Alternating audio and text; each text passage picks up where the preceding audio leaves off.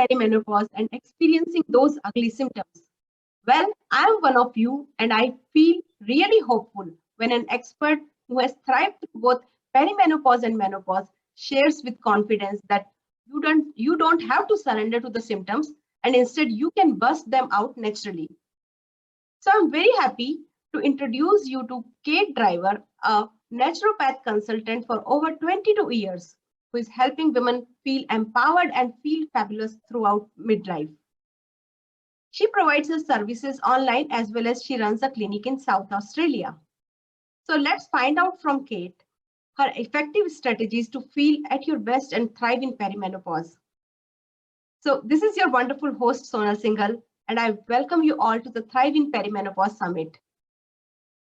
I feel I'm going to have an interesting conversation with Kate because none of my speakers has talked about the role of histamine in perimenopause, and I'm all curious to learn about it.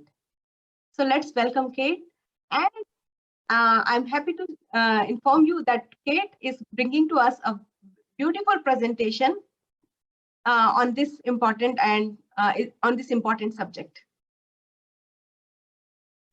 Oh, thank you. Thanks, Sonal. I'm really, really excited to be here and to be sharing this with women around the world that have perimenopausal symptoms, because it's so important to feel fabulous at this time of your life and not suffer. It's not needed. Yeah, that's what I feel also. So Kate, are you ready with your presentation? Yeah, sure, we can dive straight in. Okay, wonderful. So ladies, I'm going to talk about perimenopause symptoms, your hormones and histamine, something that's not talked about very much but should be probably talked about, and a lot of women aren't aware of. And I really only became aware of maybe 10 years ago, and definitely when I went through my own perimenopause.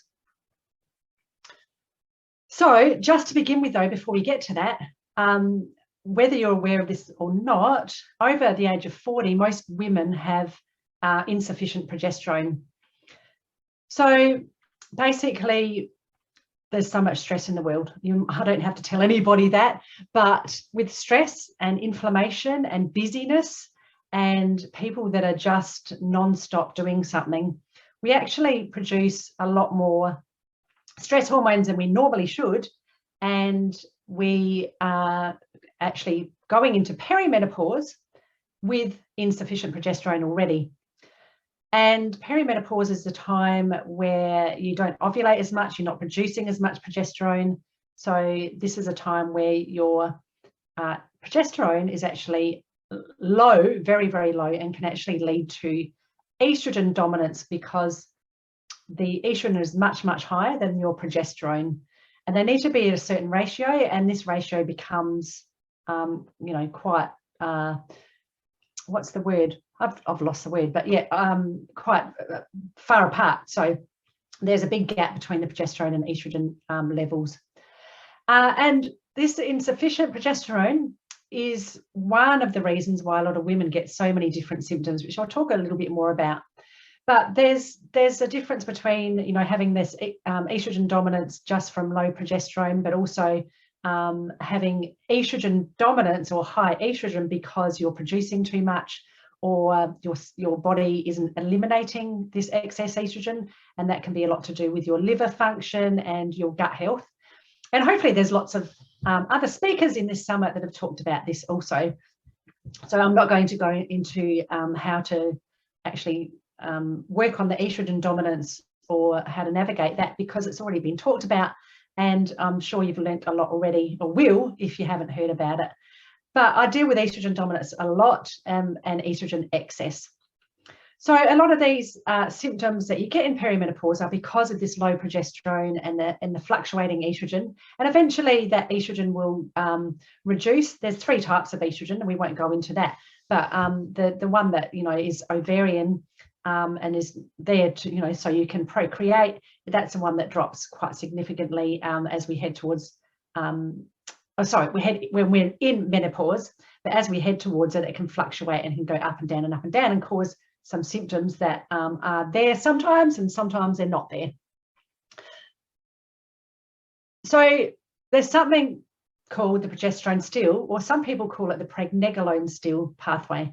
Now, pregnenolone is your mother hormone, and pregnenolone is made from cholesterol, and we produce our hormones from this pregnenolone. So I called this progesterone still, not pregnenolone still, because people are more familiar with progesterone, and a lot of people do call it progesterone still. So what I was explaining before is that the progesterone is low as you go into perimenopause already, because you've been in this progesterone still. And this happens because of high stress levels or high inflammation. If you're suffering from something inflammatory like rheumatoid arthritis, or a bowel disorder, or exposure to high chemicals can cause inflammation. Or it could be that your diet's not very good and it's quite inflammatory. You might be eating too many processed foods and sugar and alcohol and caffeine. Then that is going to increase this hormone cortisol as well. So stress can come in many forms. It just doesn't have to be emotional stress. It can be busyness. It can be not sleeping enough. It can be worrying too much.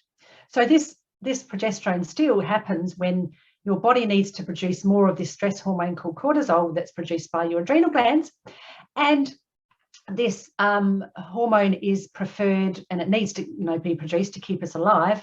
So this is what our pregnenolone gets turned into as a favor, favorably over the production of progesterone. So your body will produce cortisol to keep you alive, and it won't produce as much progesterone because it's not needed to keep you alive.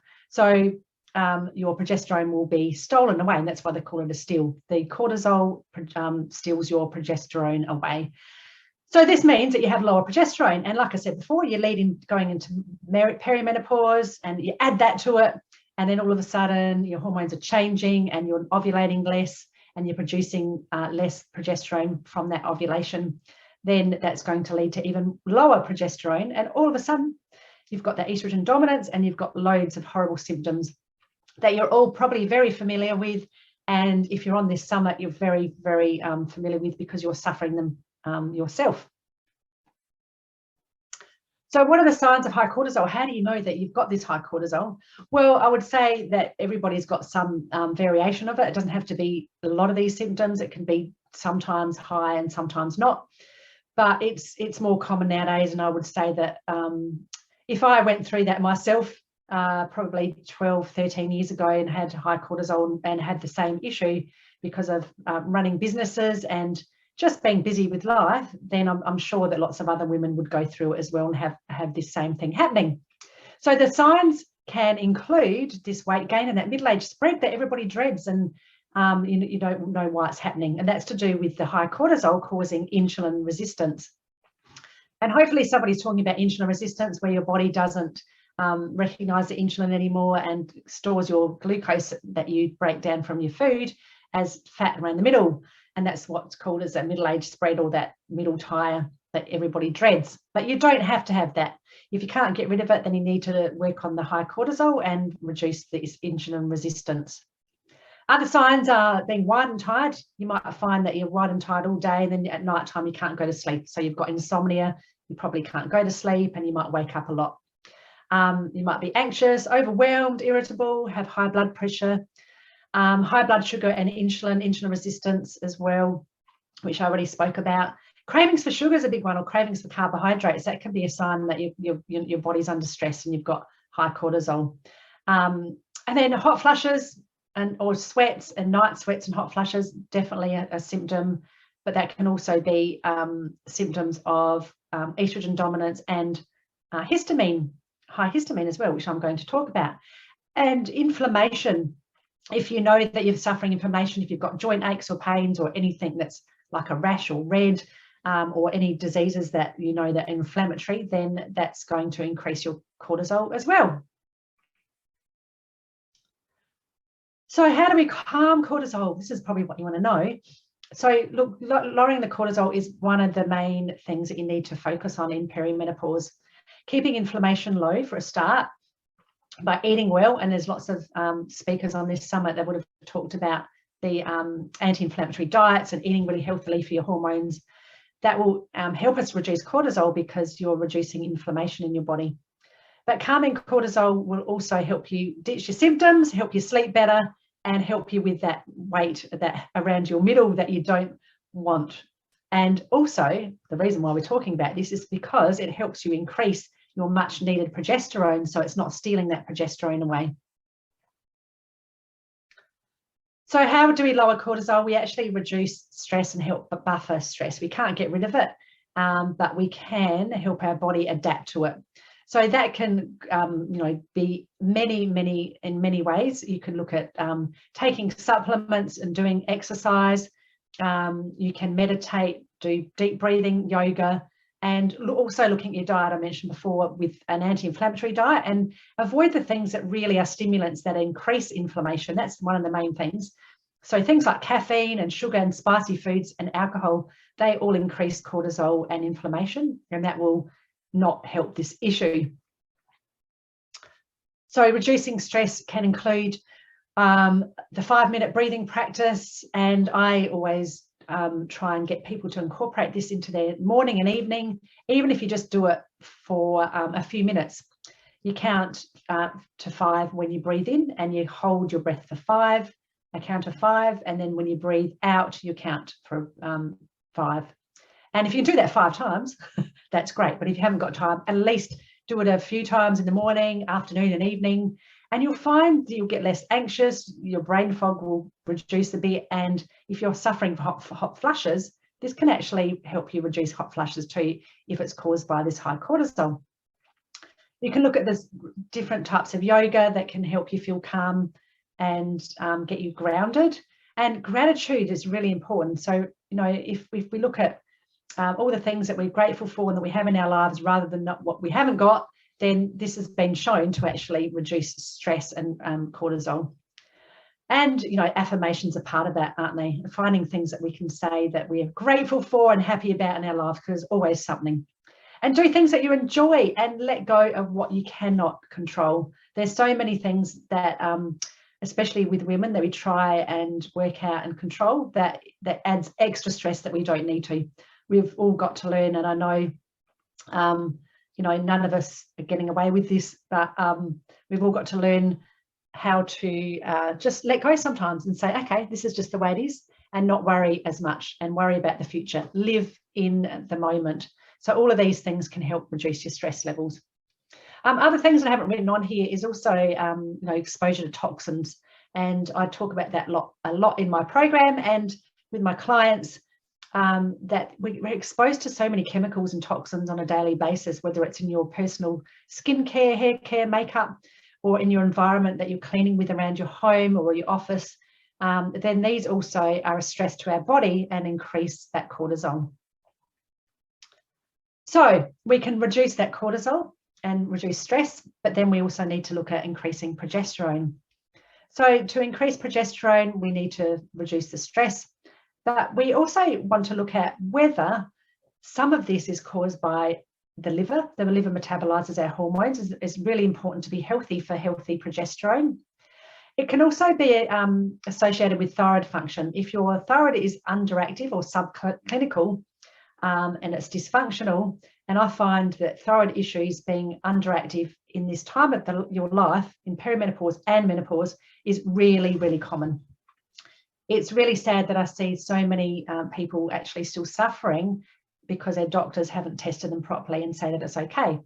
But your thyroid can be slightly underactive and cause you symptoms, including low progesterone and weight gain and tiredness and fatigue and sleeping issues, and be happening for years, and doctors don't test you properly.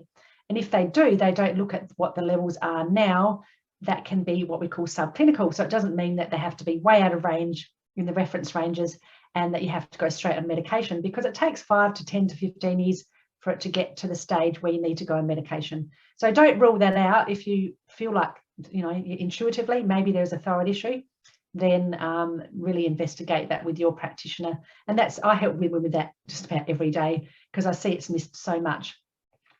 And you need to also look at your adrenal function, which is to do with the cortisol, and also your gut health. And I know there's lots of speakers on the summit that talk about gut health and how it's so important to have healthy gut bacteria and healthy digestion for your hormone metabolism. So we can also increase progesterone by eating plenty of good fats. We need fats in our diet. Please don't skimp on fats, because we need these for our hormone production. So some of the good ones that I recommend, because they actually have some of these nutrients that help us produce progesterone, like magnesium and B6 and zinc and vitamin E, are in these foods such as avocados, oily fish, and try and get wild caught if you can, so they're not farmed, olive oil, coconut oil, and nuts and seeds. And there's some seeds that are really good for progesterone and some seeds that are really good for estrogen that I talk about in my program, and that you can use in seed cycling, which is really, really helpful if people do it for long enough. It actually really helps balance these hormones. So these are just examples of zinc-rich foods. You can go for pumpkin seeds. They're really, really high in zinc, and they actually really do help the body eliminate parasites as well, and very high in other nutrients too. And the good oil in pumpkin seeds. Pumpkin seed oil has been shown to help so many different ailments, including urinary incontinence and prostate problems. Not that women in perimenopause have to worry about their prostate. But yes, other zinc-rich foods are on there too, eggs and poultry and leafy greens. And some of these foods are similar. So you've noticed I've got avocados on most of them for the B6 rich foods, and vitamin E, and also, poultry as well, and lots of seeds. Now, just keep in mind, I'm going to talk about histamine. Avocados I'm talking about to increase your progesterone. But if there is a histamine issue, which we'll go through in a moment, then it's probably not great just for a while to actually increase your avocados in your diet, because they actually increase histamine in your body, and so does spinach. But if you're one of those lucky ladies that don't have to worry about that, then go for it. Go for the spinach and avocados for your vitamin E and your B6. And a little bit of magnesium is found in these foods as well. Also in raw cacao, which is also high histamine, so ignore this if you think you're high histamine. Flax seeds, almonds as well, and quinoa. And, you can't get loads of magnesium, not in Australia anyway, because our soil is deficient. And there's probably lots of countries that have mineral deficient soil.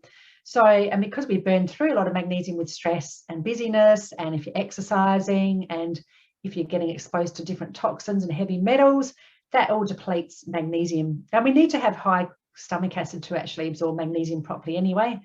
So it might be good to take a supplement.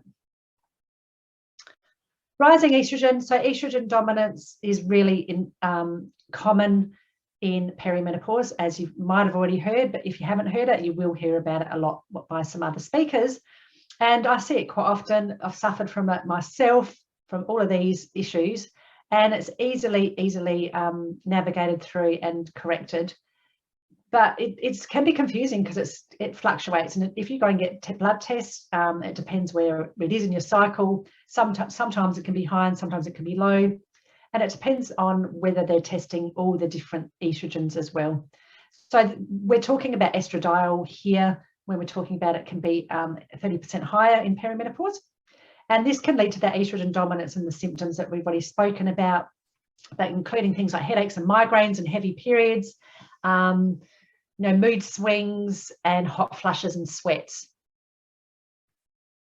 So the reason why I talked about that is because this high estrogen or estrogen dominance can actually increase histamine in your body.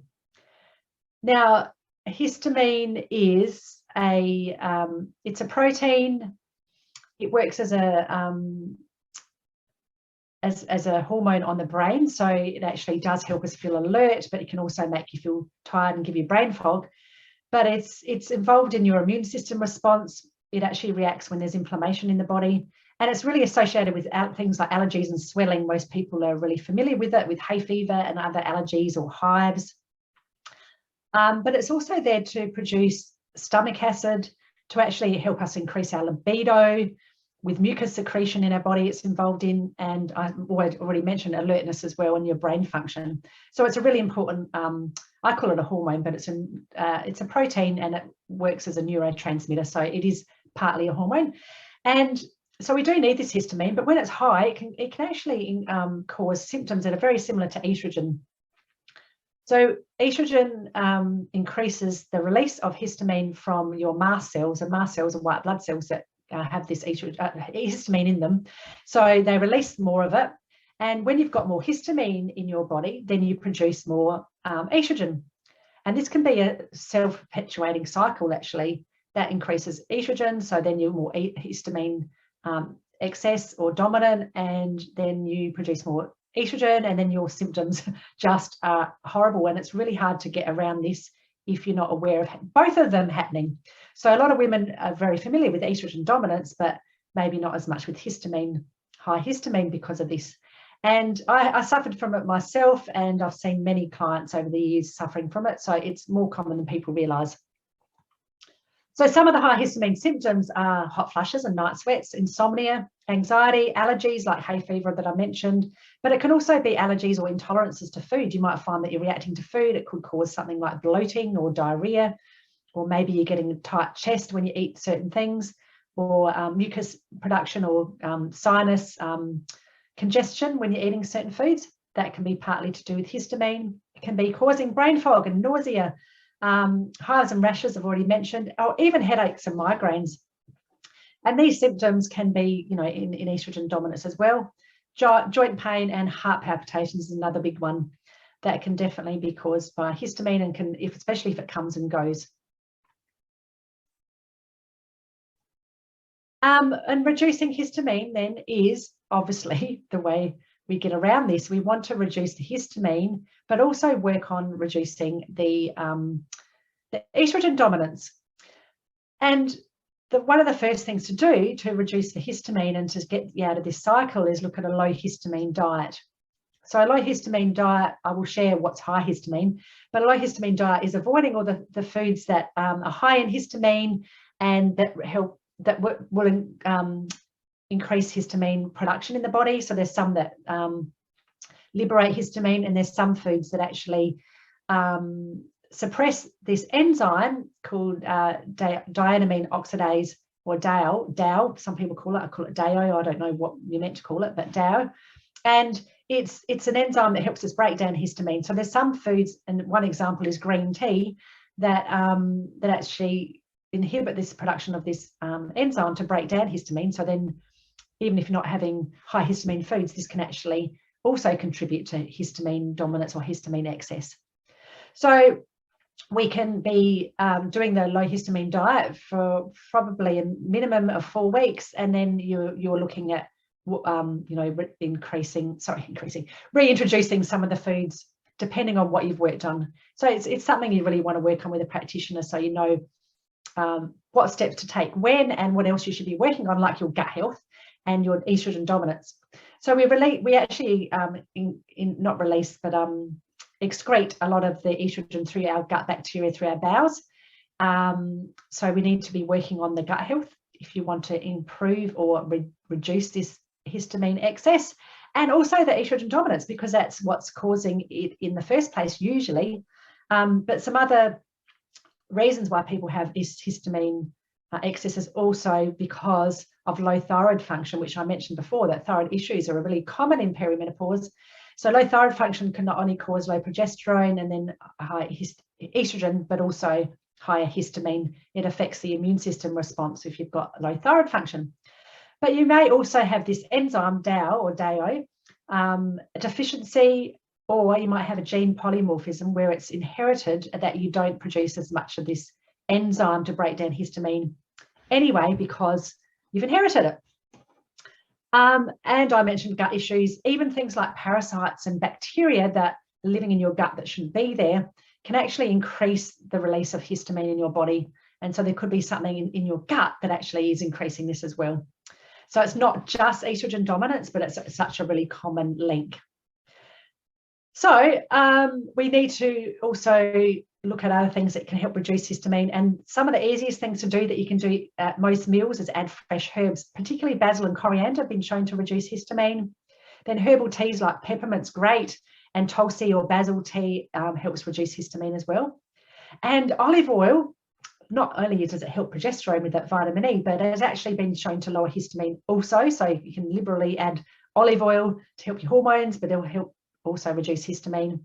And take quercetin, that's a bioflavonoid that a lot of people are using for lots of viruses at this moment in time, but this has also been shown to reduce histamine. You may not want to just rely on that because you want to treat the cause. And then you, as I said before, you want to work on your gut health and the estrogen dominance and anything else that you know that can be contributing to the histamine. Now, histamine will always be higher if you've got high stress levels as well. This is how they're all connected. So you might find that some days you react to some foods that are high histamine, which I'm going to show you now, like fermented foods or canned fish or avocados. And other days, when you're really relaxed and chilled out, you don't react as much and you don't get the symptoms. So that's just something to be aware of. So high histamine foods, they include fermented foods. So anything that's pickled or things like the kefir and kombucha that everybody's drinking for their gut health, they're fermented. They can increase histamine. So for a lot of people, that's not great. And then you're looking at cured and smoked meats, or, you know, smoked fish, things like bacon and ham, any of those, or salamis, any of those things that are high histamine. Canned fish, that's a big one. And then particularly dairy, particularly cheese and yogurt are high histamine too, or anything that's fermented. So those two are big ones. Then we've got chocolate or cacao, avocados, tomatoes, yeast and vinegars. And most alcohol is as well, but particularly wine, beer and champagne. And red wine is quite high if you're looking at all the wines. So everybody's going to be different how much they react to certain foods. And because it depends on how many of these foods you have all in one day. You might find that you have 5 or 6 high histamine foods all in one day and you get an overload and you react and you get some of the symptoms. Other days, you may not have any and you're feeling all right. So yeah, it depends. You may be able to tolerate small amounts. But reducing or eliminating these foods for a while can really help. I think that was the last slide. Yes. So thanks. Yeah, it was wonderful, I will say. And let me see, you know, what questions I have for you. But you know, I just saw your last slide, and for that I have a question. Not a question, a comment, you know, to make that, you know, I see that, I suspect that, you know, for my daughter as well as for my husband, I mean, even though we are on Thrive in Perimenopause, but I have seen that, you know, these people, both of them, my daughter and my husband, they have like allergy symptoms. But I don't have. Yeah, I don't have. And my daughter, she loves to eat pasta and pizza, you know, and all of these foods, you know, you need to add a lot of cheese. So other stuff also, you know, there are some other foods I noted in the list, you know, like tomatoes. So these are so common, you know, we are including in our diet and we are not being careful. So I think I'm going to be a little careful with their diet now, for sure. Yeah. So it's absolutely. Hey, pizza's a big one. That's probably one of the biggest ones, because when you think about it, pizza's got yeast in the dough, you've got tomato paste all over it, you've got cheese, and then you've got, usually most people, unless you're having the vegetarian ones, people have the cured meats on them like salami or bacon or ham or something. So yeah, it is a big one. Yeah, we are vegetarians, so oh, well, yeah, okay. I need to inform my daughter. Yeah, and I mean it's a good information not only for perimenopausal women, but for even for our family members. So yeah. So Kate, how was your perimenopause and menopause was like? I mean, did you experience anything? Oh, look, absolutely. Mine was exacerbated by stress. So when I started perimenopause, it would have been in my early 30s. So it's over 10 years ago now. It's 11. Yeah, it's probably more like 12, 13 years ago. I did start to notice then, and I was actually starting another business. And yeah, because I had a lot of stress in my personal life, I did actually start to get a lot of symptoms. So yes, I did. And I can see when I look back how much stress I had in my life that exacerbated it. So I started not sleeping very well. That was the biggest thing. And I remember feeling anxious quite a lot of the time. I mean, that, you know, that stress can cause that as well, but I'm sure that was part of it. And now, if I look back and I looked at when I got my progesterone tested, it was very low. And when you have low progesterone, you can have more anxiety and more aches and pains and sleeping issues. And yes, I definitely had that. So when I got my stress under control, and then I decided to, you know, apply on myself what I'd applied on other women that have been through perimenopause with all my clients, you know, years prior to that, when I started my perimenopause, I found that I got back on track within, I can't remember how long it was, but it's probably about 2 or 3 months. I really worked on it hard. My diet was pretty good anyway. It was mainly my stress and probably, you know, when I look back, perhaps even some high histamine foods back then too, you know, having a glass of red wine here and there and some dark chocolate, always been a fan of those two together. So, and avocados and spinach and tomatoes. And so I probably was having those foods that could have given me a few symptoms. I started getting hot, so those symptoms went away. And then about 5 years later, I went through another stressful time in my life, and I started getting hot flushes and some headaches around my period. And then that's when I thought I'll have to put a program together and really look into what else is happening. And that's when I realized maybe it was more than 5 years ago. Just trying to think. Anyway, roughly about that time, it's probably my mid to late 40s, I started, I did get a few little rashes and eczema and some headaches around my period, and realized it was high histamine. So when I went, because I did a lot of research, and I went on a low histamine diet for quite a while because it worked so well that I stayed on it for, I think it was at least 6 months. And what I did was I cut alcohol out altogether. I was just having some red wine every now and then on the weekends, going out to dinner, and I was regularly having tomatoes and avocados and spinach because I'd have lots of big salads with those sort of things in them. And I would have dark chocolate a few times a week. So my histamine was quite high. So that made a big difference. And then working on the estrogen dominance, which I didn't realize I was, being quite fit and healthy. In our family, we have a gene that stops us from metabolizing our estrogens efficiently. So I've got to work on that a lot more than some people. And there might be lots of ladies out there that have a similar thing. So even now, I'm in menopause, and I feel fabulous. And yeah, it didn't take me long to get rid of my perimenopausal symptoms. So I flew through that and created the program that I now help other women with, because I thought, well, if I can get symptoms, so many women must be suffering, and I wanted to put a system together that can help people easily. So now I'm in menopause, because I worked on myself in perimenopause, I'm feeling great. I really do feel great. I haven't had any of the typical things like, hot flushes and weight gain and all those terrible things. Yeah, so thank you for asking. That's what I've experienced, and I do try and educate the women that are in perimenopause to get their symptoms, or get rid of the symptoms and work on their health now, because when you go through menopause, you actually fly through it and you feel great. And that's the way it should be. So one question I got when you talked about the connection between estrogen dominance and high histamine, they are kind of interlinked, So because the symptoms are similar, high histamine is causing you symptoms, in your case you found it out. So how do we figure out, what is the way to figure out that our symptoms are actually caused by high histamine and not by estrogen dominance as such? Well, it can be testing. You can either look at, with estrogen dominance, you can, if you, as naturopaths, we look at salivary hormone tests. But I suppose if you're high estrogen, then you're going to probably have more of a histamine issue anyway. So salivary hormone tests are good, or you can look at the Dutch test, which is a urine test, which is a lot more expensive. Both of those will show you the 3 types of estrogen and, how you're metabolizing the estrogens and if you are dominant. So those sort of testing you can look at. I wouldn't really recommend a blood test from the doctor, because they only test estradiol, unless you just go, make sure you have it on day 21 if you've got a regular period. But women in perimenopause are having really irregular periods and all over the place, so they never know when to get tested.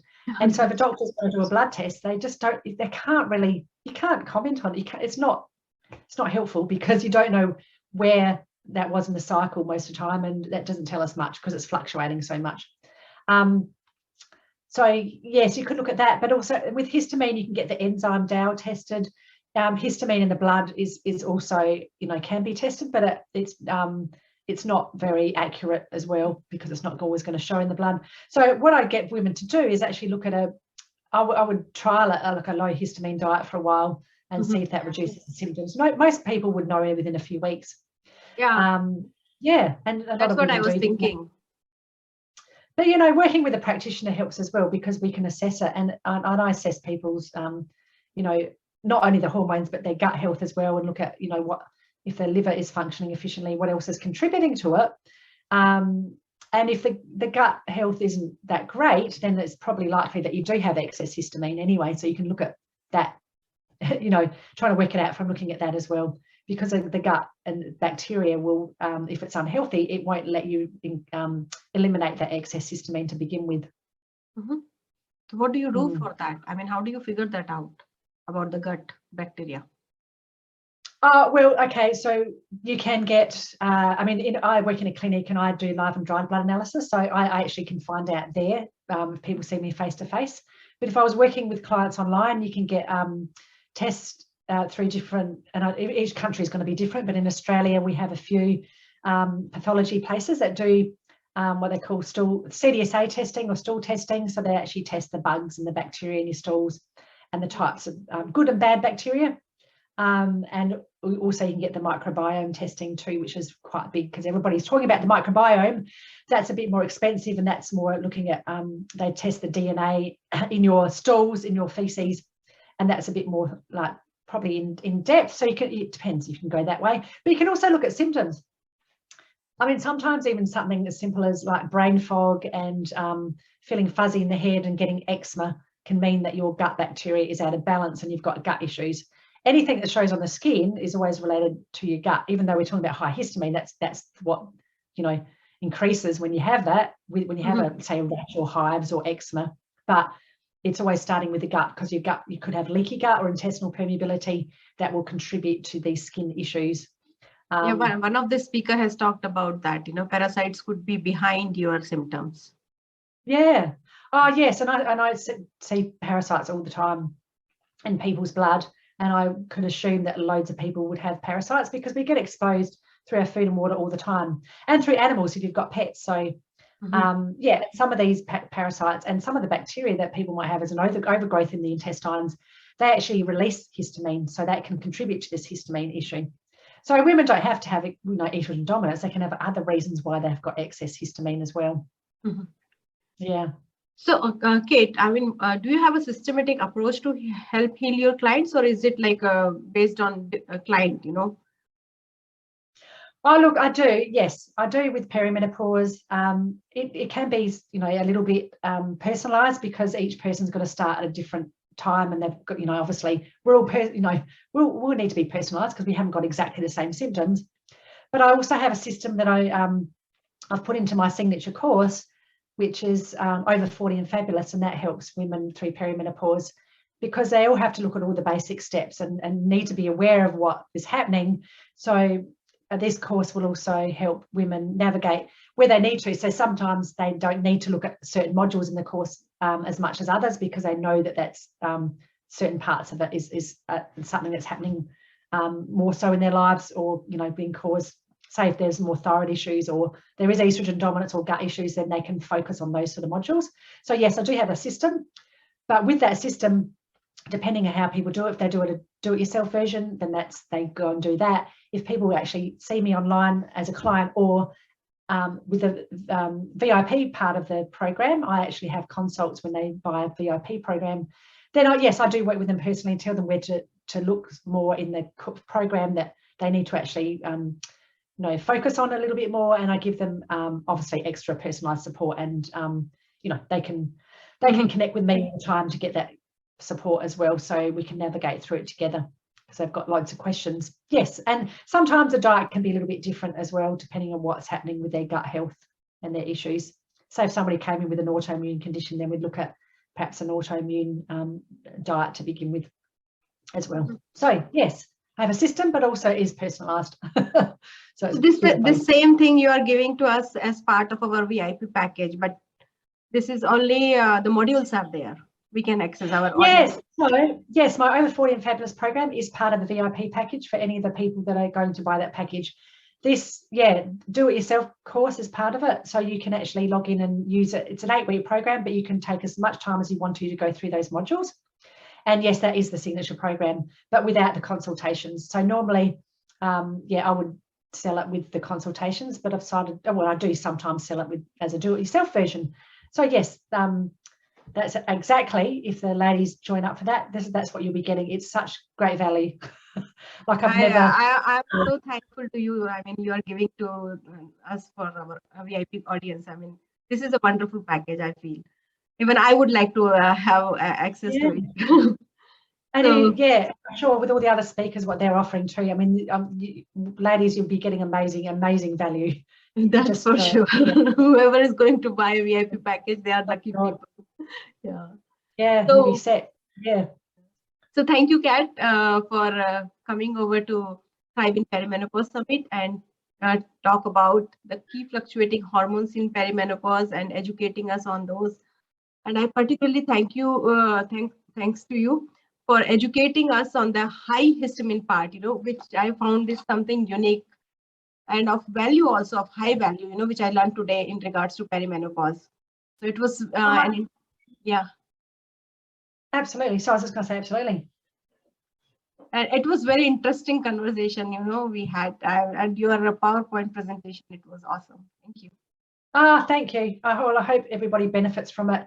Even if it's something you're not suffering from now, you might find that it does happen. It can happen anytime, menopause, or when you're 30 even, you might have, like you were saying, your daughter or your husband, it could be a family member that's younger that not in perimenopause, that might be suffering. So yeah, it's good to be aware of, and it can be really easily turned around, and that's the thing. It might sound confusing, but it's not. So yeah, thank you so much, Sonal, for having me as well. It's been wonderful, and yeah, I'm excited to be part of this wonderful summit as well, and helping all you lovely ladies out there with your perimenopause symptoms and getting you back on track. Thank you. Bye-bye.